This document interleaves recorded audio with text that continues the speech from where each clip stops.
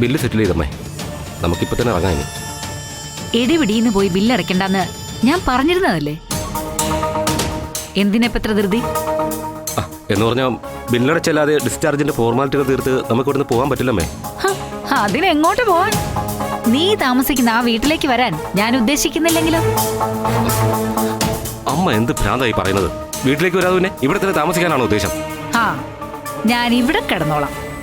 ഇവിടെ എനിക്ക് സമാധാനം കിട്ടുള്ളൂ. കുറഞ്ഞ പക്ഷം ഇവിടെ എനിക്ക് ആരും ആഹാരത്തിൽ വിഷം തരില്ല, അത് ഉറപ്പാണ്. ഇനിയിപ്പോ ഇവിടെ താമസിക്കുന്നതിൽ ആശുപത്രിക്കാർക്ക് വല്ല ബുദ്ധിമുട്ടുണ്ടെങ്കിൽ എനിക്ക് വല്ല ഹോട്ടലിലും റൂം എടുത്ത് തന്നേക്ക്. അതോടെ തീരുമല്ലോ നിന്റെ ഉത്തരവാദിത്വം. അമ്മേ, കിടന്ന് വിളിച്ചു കൂവണ്ട. ഇനിയിപ്പൊ എന്റെ തീരുമാനം ഞാൻ മാറ്റണമെങ്കിൽ നീ എനിക്കൊരു വാക്ക് തരണം. എന്നാലേ ഞാൻ സമ്മതിക്കുള്ളൂ. എന്ത് വാക്ക്? ഒരേ ഒരു വാക്ക്. എന്റെ നെഞ്ചി ചവിട്ടി നീ താലി കെട്ടി വീട്ടിൽ കയറ്റി കുടിയിരുത്തിയ ആ മൂദേവി ഉണ്ടല്ലോ, ഞാൻ ചാവും വരെ അവൾ എന്റെ വീട്ടിൽ കാലൂത്തി പോരുത്. എന്താ, അംഗീകരിക്കാൻ പറ്റുമോ നിനക്ക്?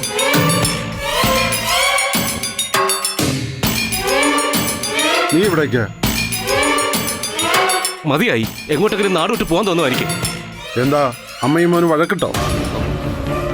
വഴക്കും വക്കാണൊന്നുമില്ല. നേരത്തെ വിളിച്ചപ്പോ ഞാൻ വലിയേട്ടനോട് പറഞ്ഞില്ലേ, അത് തന്നെയാ കാര്യം. ആ വീട്ടിലേക്ക് ഇനി ഞാനില്ല. ഒന്നെങ്കിൽ ഇവിടെ കഴിഞ്ഞോളാം, അല്ലെങ്കിൽ ഹോട്ടലിലെ മുറിയെടുത്ത് തന്നേക്ക്. അത് മതി എനിക്ക്. സരോജിനി, നീ ഇങ്ങനെ വാശി പിടിക്കല്ലേ.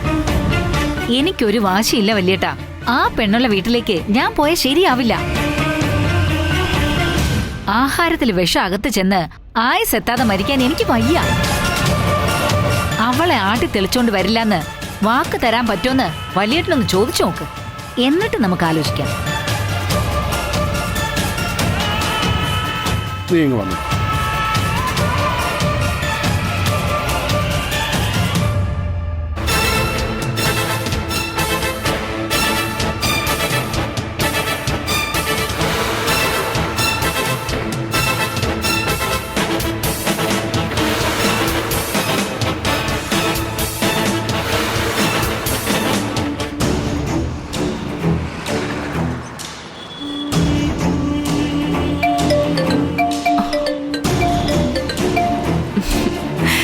Hey Jomon, surprise കോളാണല്ലോ.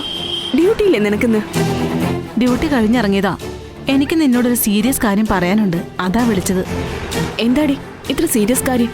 നന്ദ, നിന്റെ ഹസ്ബൻഡിനെ ഇപ്പോ ഇവിടെ ഹോസ്പിറ്റലിൽ വെച്ച് ഞാൻ കണ്ടു. കൂടെ ഒരു പെണ്ണുണ്ട്. പെണ്ണോ? ആ അതെ, ഇവിടെ കാഷ്വാലിറ്റിയിൽ അഡ്മിറ്റ് ചെയ്ത് ഡ്രിപ്പിട്ട് കിടത്തിയിരിക്കുക. കാഴ്ചയിലൊരു മിടുക്കി കൊച്ച്. ബൈസ്റ്റാൻഡറായിട്ട് അവർക്ക് കാവൽ നിൽക്കുന്നതാ നിന്റെ ഹസ്ബൻഡിന്റെ ജോലി. ഞാൻ ദാ വരുന്നു.